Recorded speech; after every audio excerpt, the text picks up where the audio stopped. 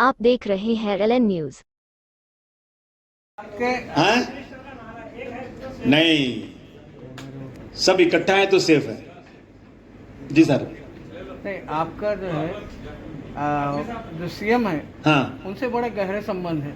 आज ही एक video viral हुआ, आप उनके घर में हैं, बच्चा हाथ पकड़ के लेके हाँ, जा रहा बिल्कुल। है। तो ये क्या है? फिर आप सीएम की बात कर रहे हैं, फिर उनके मुखालिफ बात कर रहे हैं, खिलाफ में बात कर रहे हैं। आपके वो मेरी दुश्मनी थोड़ी उनसे कुछ है, मेरी दुश्मन नहीं हो, लेकिन मेरी आइडियोलॉजी को फर्क है। मैं उनके साथ खाना भी खाता हूँ, बात भी करता हूँ, लेकिन जब आता है वसूल की बात तो लड़ाई भी करता हूँ। होना भी यही चाहिए। तो उसमें नफरत की दीवार गिरा दो, यह आवाज हमारी है, देश के गद्दारों से कह दो धरती जान से प्यारी है। डॉक्टर साहब, आपकी जरांगे पाटिल साहब से भी मुलाकात जी जी, काफी पॉजिटिव नजर आ रहे थे, क्या उनका बोलना था? बोला कि चिंता ही मत करो, जीत के आ रहे हो। मैं बोलता हूँ ना, क्या कर रहे हो। हाँ बोली भाई साहब।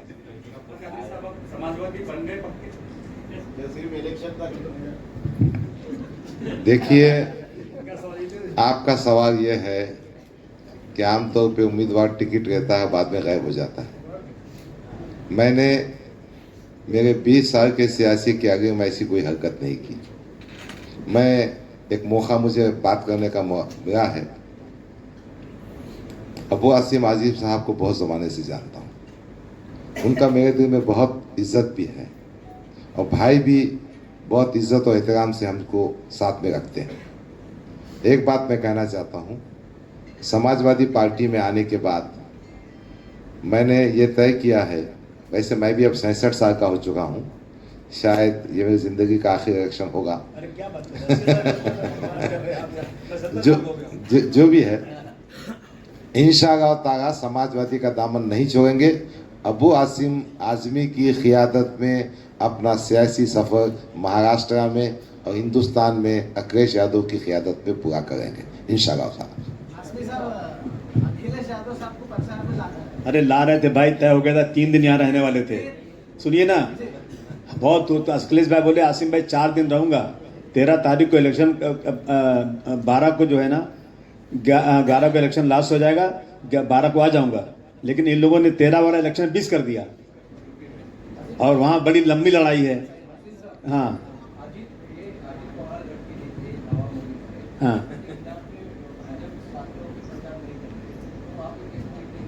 कैसा पर्दा है कि चिलमन से लगे बैठे हैं, साफ छुपते भी नहीं, सामने आते भी नहीं। जब साथ में है, अलायंस है, एक तरफ अजीत पवार साहब का घड़ी लेके बैठे हैं साथ में उनके, और एक तरफ वो कहते हैं कि हम जो इनके साथ नहीं है, इनको नहीं देंगे, फिर भी अजीत पवार उनको टिकट दे रहे हैं, और फिर भी वो अलायंस में है। इसका मतलब क्या होता है? इसका मतलब है कि अबू आसिम को हराओ। एक तरफ नवाब मलिक खड़ा किया, दूसरी तरफ से एक बुलेट पाटिल नाम का कांस्टेबल था, उसको खड़ा किया। दोनों तरफ से वोट काटो और हम लोग को हराओ, और हरा नहीं पाएंगे इंशाल्लाह। यूपी में तो समाजवादी पार्टी मजबूत होगी, लेकिन महाराष्ट्र में वर्षों से काम करने के बावजूद यहाँ पर वो मजबूती नजर नहीं आती। इसकी क्या वजह है? राज्य पवार साहब यूपी में काम करें, मजबूत नहीं हो पा रहे हैं।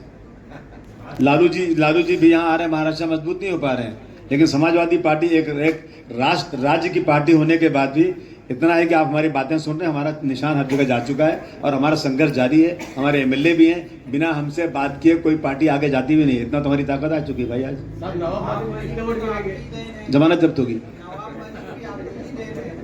मैंने कहा ना कि जिसे आगे बढ़ाता हूँ वही पीछे गिराता है, मेरा पाला हुआ बच्चा मुझे आंखें दिखाता है। नहीं, अपने आप को बोल रहा हूँ।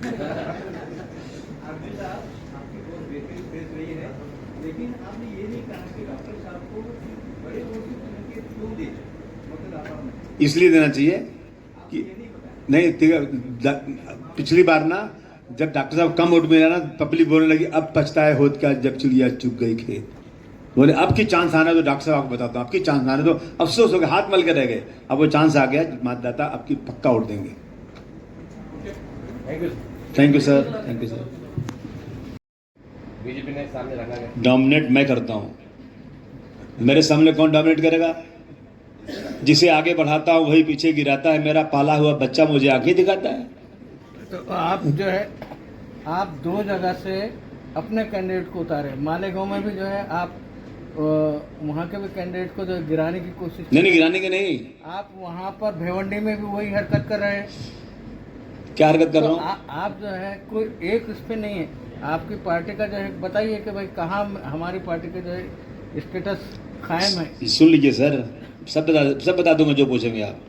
ऐसा है कि भिवंडी में मैं चुन कर आया हूँ दोनों सीटें एक बार बिना अलायंस के।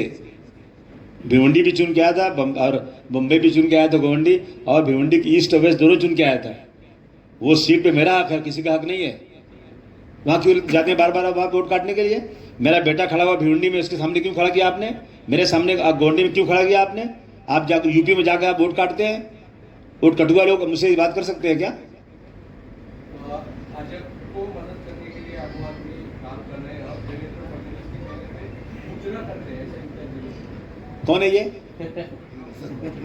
कौन कह रहा है? उल्टे चोर कोतवाल को डांटे। हाँ तो भाई साहब समाजवादी और बीजेपी एक ऐसी पैरेलल लाइन है जो कभी मिल नहीं सकती। समाजवादी पार्टी को ये कहना बहुत बड़ी गाली है कि समाजवादी पार्टी और बीजेपी के साथ। आपने देखा आज तक एक वक्त था कि दिल्ली में प्राइम मिनिस्टर बनाना था, तो जयललिता जी थी, उन्होंने नेताजी को बुलाया एक होटल के अंदर मीटिंग करने के लिए और कान में बोला कि बगल में अडवाणी जी को बिठाया, आपको प्राइम मिनिस्टर बनाना है। नेताजी भला कि तुम्हारा दिमाग खराब है, तुम मुझे बुलाई क्यों? चले गए। कभी बीजेपी के साथ समाजवादी पार्टी जा ही नहीं सकती। ये गाली है हमारे लिए। सर जी, एक तरफ आप बोलते हो बीजेपी ने कोई मुस्लिम कैंडिडेट नहीं दिया, दूसरी तरफ आप वोट का डिवाइडेशन कर कर बीजेपी को सपोर्ट कर रहे हैं। नहीं, कभी नहीं, आपको गलत फहमी है। हम कभी डिवाइडेशन नहीं करते, हम वही लड़ते हैं जहाँ हमारी ताकत होती है, जहाँ हम चुन के आने के। हमने 8 सीटें हैं, 8 सीटें हम चुन कर आएंगे भाई साहब, चिंता मत कीजिए। पूर्व में यहाँ पे जी पूर्व में जो आपने फ्रेंडली फाइट की है, अगर आपका और महाविकास आघाड़ी का वोट घट जाएगा या कम गिरेगा तो बीजेपी को इनडायरेक्टली सपोर्ट होना है। नहीं, मैं जीत रहा हूँ, मैं सपोर्ट कहाँ से होगा? मेरे साथ सारे मुझे सब पूरा ये जो है मराठा समाज मुझे पूरा वोट दे रहा है, मुझे हिंदू समाज के लोग वोट दे रहे हैं, दलित मुझे वोट दे रहे हैं, और ये बहुत ही लाडले उम्मीदवार हैं। तो चुन कर आएंगे ना, वोट कहाँ कट रहा है? आपके गठबंधन का उम्मीदवार वहाँ पर ऑलरेडी है ना। मैंने कहा ना कि फ्रेंडली फाइट है, मैत्रीपूर्ण। पहले एमआईएम ने कैंडिडेट डाला, इसलिए आप यहाँ डाले। पहले मैंने डाला, उसने उन्होंने डाला। क्या ये किसकी सीट है? ये सीट किसकी थी? आपके खिलाफ पहले एमआईएम ने कैंडिडेट। नहीं, ऐसा कुछ नहीं। मैं जानते नहीं कौन क्या कर रहा है। मैं अपना काम करूँ, जहाँ मुझे जीतने की उम्मीद लगती है वहाँ लड़ाता हूँ, जहाँ उम्मीद नहीं होती है नहीं लड़ता हूँ। और महाराष्ट्र में समाजवादी पार्टी बहुत दिनों से काम कर रही है, कोई नई काम कर रही है। मैं उनसे पूछता हूँ मेरे अंगने में तुम्हारा क्या काम है भाई?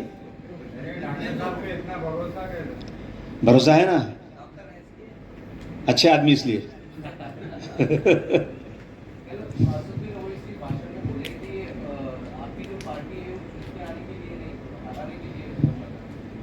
किसी के बाद एक एमपी, मेरे पास 37 एमपी है। मैं इस देश की तीसरे नंबर की पार्टी हूँ। मुझे अपनी पार्टी को राष्ट्रीय पार्टी बनाना है। इलेक्शन नहीं लड़ूंगा तो कैसे बनेगी राष्ट्रीय पार्टी?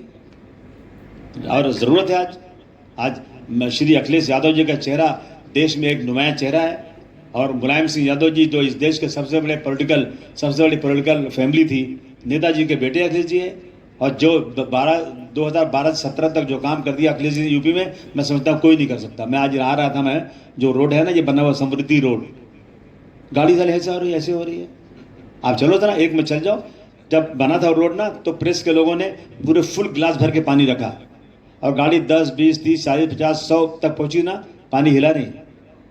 हाँ, लखनऊ आगरा रोड जो है, कितना आज भी कितना अच्छा रोड है। और कितने दिन बना? 22 महीने में इतना बड़ा रोड, जमीन का एक्विजिशन करना, किसानों को पैसे देना, ब्रिजेस बनाना और रोड बना देना, ये काम होता है। अखिलेश जी का नेतृत्व देश के लिए जरूरी है, इसलिए समाजवादी पार्टी को बढ़ा रहा हूँ। किसी का कलेजा ना फटना चाहिए, मैं क्यों लड़ रहा हूँ। महाविकास आघाड़ी में आपको जो 2 सीट थी, उसके बाद आपने ये 40 सीट खड़े किए, 40 सीट खड़े किए, तो इससे महाविकास आघाड़ी कमजोर नहीं हो? कमजोर नहीं होगी। महाविकास आघाड़ी अगर मैं नहीं लड़ा था तो कमजोर होती, क्योंकि वो सीटें मैं नहीं लड़ता ना तो बीजेपी जीत जाती, इसलिए मैं लड़ रहा हूँ। सर, ऐसा मालूम पड़ा है कि डॉक्टर गफ्फार कादरी के वास्ते आपने महाविकास आघाड़ी से बगावत करनी, नहीं। फायर्स लगाए जा रहे हैं। इतने अच्छे आदमी है, मानते हैं आप ना? आपको क्यों टारगेट कर रही है इलेक्शन? पता नहीं, उनसे पूछिए, मैं तो जानता भी नहीं उन लोगों को, मेरा क्या लेना देना। पता नहीं क्यों कर रहे हैं, उनको क्या जलन है मुझसे। भी बोले हमारी सरकार आने के बाद मस्जिद के जो माइक है वो बोंगे से नीचे उतारे। पहली बात उनकी सरकार कभी आएगी नहीं, भूल जाएं। अगर आती है तो आप क्या करेंगे? अरे आएगी नहीं तो आती है क्या मतलब, आएगी नहीं तो कहाँ से आएगी। नीतीश राय ने उसको जवाब दिया कि हाँ। अगर वो राज ठाकरे अगर उतारे ना उतारे होंगे मगर हम उतार देंगे। तुम्हारे अब्बा भी नहीं उतार सकते, बोल दीजिए उनसे। हम चूड़ी पहन के नहीं बैठे हुए हैं, मगर हम वो सब नहीं कहना चाहते हैं। हम हमारे मजहब में इंटरफेयर करने की कोशिश मत करो, अपने काम से काम रखो।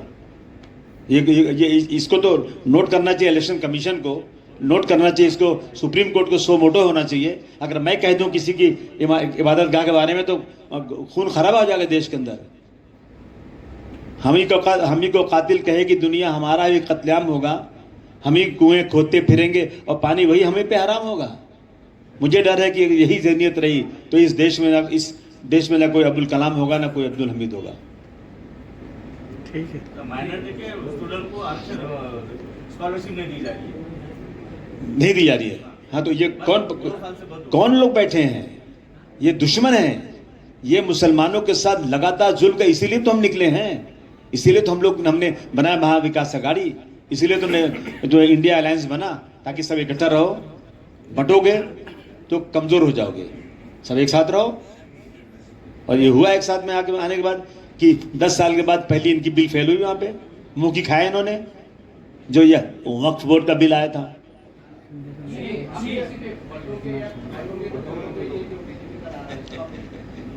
मैं कह रहा हूं कि धर्म के नाम पर मत बंटो, ये होना चाहिए।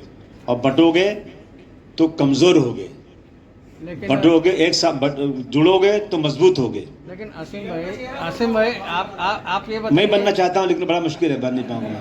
नहीं सपना तो मेरा वही है। नहीं आसिम भाई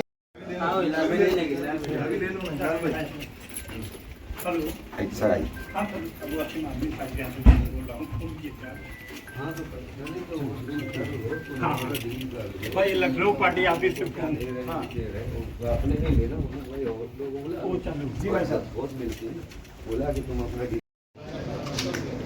समाजवादी पार्टी के उम्मीदवार इस मतदार संघ में जो मैं हूँ, हमको पाठिंबा दिया है, ये उनका पत्र है, ये एक अनाउंसमेंट हमको कहना है। हमारे साथ वो स्टेज पे मौजूद हैं। मैं पार्टी की जानिब से, मेरी जानिब से विजय कंडोगे साहब का शुक्रिया अदा करता हूं।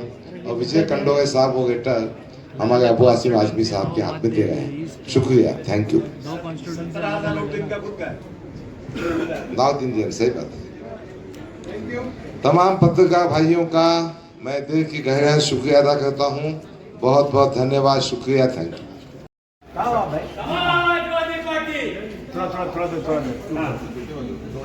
थोड़ा देर अभी आता हूँ, बाहर बैठ आराम बात करता हूँ, परेगा कर ली काम। आप देख रहे हैं औरंगाबाद ALN न्यूज। लाइक करे, सब्सक्राइब करे और शेयर करे।